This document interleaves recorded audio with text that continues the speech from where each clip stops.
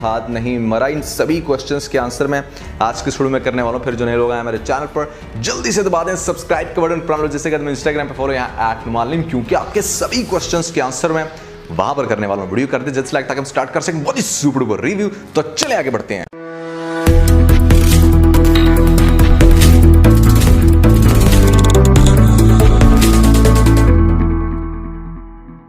तो भैया गलतियों से स्टार्ट करते हैं। यहाँ पर खुदा और मोहब्बत की लेटेस्ट एपिसोड में आपको मेनली एक वेडिंग का सीन दिखाएगा जहां पर माही की शादी हो रही थी तैमूर के साथ। और बड़ा हैरान करने वाली बात है ये कि इस घर का इस लेवल का पर्दा दिखाया था जहां पर माही को अपने घर से लेकर गाड़ी में बैठने तक गाउन के अंदर आना पड़ता था। अब आप हैरान होंगे कि इसी घर का एक वेडिंग का फंक्शन है जहां पर तरह तरह के मर्द इन्हीं औरतों के सामने नाच रहे हैं, डांस कर रहे हैं। यार ये सैयदों का अगर घराना दिखाया गया तो मुझे बहुत अच्छे से पता है कि जो लोग सही सैयद फैमिली के होते हैं उनके घर इतना स्ट्रिक्ट पर्दा होता है कि मतलब वेडिंग्स में भी अगर आप जाओ ना तो ठीक ठाक बोर होके आते हो कि वहां पर किसी भी किस्म की खास एंटरटेनमेंट आपको देखने को नहीं मिलती। मर्द बिल्कुल सेपरेट होते हैं, औरतें बिल्कुल अलग, और औरतें अपने आपस में एंजॉय कर रही होती हैं, मर्दों का एक अपना ही सीन होता है। इस तरह से जितने स्ट्रिक्ट रूल्स आपको इस घर के दिखाए गए थे वहां पर कैसे पॉसिबल हो सकता है कि सभी औरतें खड़ी हैं मतलब दुपट्टे के बगैर, वो भी इनकी घर की मेन औरतें, और सामने गैर मर्द नाच रहे हैं। और फिर सबसे हैरान करने वाली बात यह है कि बिल्कुल नॉर्मल फैमिलीज की तरह बल्कि मॉडर्न फैमिलीज की तरह इनके घर में है भैया एक फोटोग्राफर जो कि दुल्हन की माही की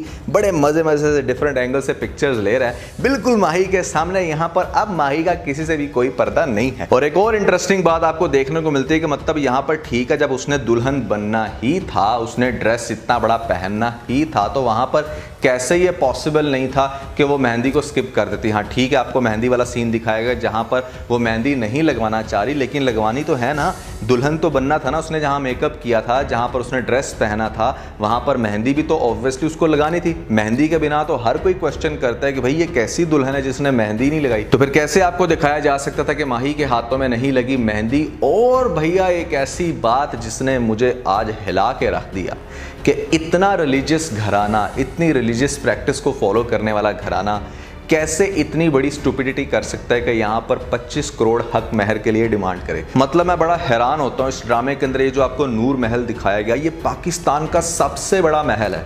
चलो मान लो कि इतने बड़े महल के अंदर यहाँ पर एक शहजादी को कोई ब्याह करके लेके जा रहा है, तो क्या उस शहजादी की कीमत फ़कत 25 करोड़ होगी? या क्या 25 करोड़ के एवज आप समझ सकते हो कि भैया हमारी बेटी सिक्योर होगी? जबकि दोनों फैमिलीज को ठीक ठाक रिच दिखाया गया। तैमूर की फैमिली भी इतनी रिच है कि मतलब उसकी कोठी को 200 करोड़ की कोठी होगी, और यहाँ पर आपको दिखाएगा जो नूर महल, इसकी तो मतलब कोई कीमत ही ना। इस घर के अंदर तो तरह तरह की सोने की चीज़ें मिलती हैं। अब इतनी अमीर फैमिली है दोनों साइडों पर, जहाँ पर ठीक ठाक बड़ा जश्न दिखाया जा रहा है शादी का, और वहाँ पर आपको दिखाया जा रहा है माही के भाई को 5-5 हज़ार के नोट उड़ाते हुए। तो भैया ऐसे में पैसे की कमी किसी के पास नहीं है। पहले नंबर पे तो 25 करोड़ की डिमांड होनी नहीं चाहिए थी। 25 करोड़ मीन कि आप 25 करोड़ के एवज समझते हो कि आपकी बेटी का फ्यूचर सिक्योर है। भैया ये तो हम जैसे मिडिल क्लास लोग करते हैं अपनी बहन बेटी की इज्जत सिक्योर करने के लिए कि ऐसे में तैश में आके अगला बंदा डिवोर्स ना दे दे, तो चलो हक महर के नाम पे थोड़ी सिक्योरिटी ऐड कर दी जाए। लेकिन जहां पर इतनी रिच फैमिली दिखाई जाती है वहां पर पैसे की तो किसी को भी टेंशन नहीं होती। और दूसरी बड़ी बात यह है कि जब ये इतनी रिलीजियस प्रैक्टिसेस को फॉलो कर रहे हैं तो वहां पर हक महर तो होना ही शरई चाहिए था। उसके बाद दिलावर यहां पर धाड़े मार मार के रो रहा, लेकिन उस बेचारे की आंखों से आंसू एक नहीं निकल रहा। या तो बेचारा इतना रो चुका है अब तक कि उसकी आंसू ड्राई हो गए और बिल्कुल भी अब मजीद कोई अंदर से आंसू नहीं निकल रहा उसका। अरे यार यहाँ पर इस बेचारे को कोई ड्रॉपर ही दे देते। उस बेचारे ने इतनी मेहनत करके इतनी कमाल की एक्टिंग की, अब उस गरीब का आंसू नहीं निकला तो कुछ फेक काम ही कर दो, उस सीन को तो खराब मत करो। अब नेक्स्ट एपिसोड में आपको बहुत अच्छे से पता है कि यहाँ पर जैसे मैंने आपको कहा था, और ये बहुत बड़ी प्रेडिक्शन है, इस वजह से आपको इस वीडियो को बार बार लाइक करना है, हर बार लाइक करना है। मैंने पहले ही बताया था कि जो दुश्मनियां चला रहा है ना यहाँ पर माही का भाई,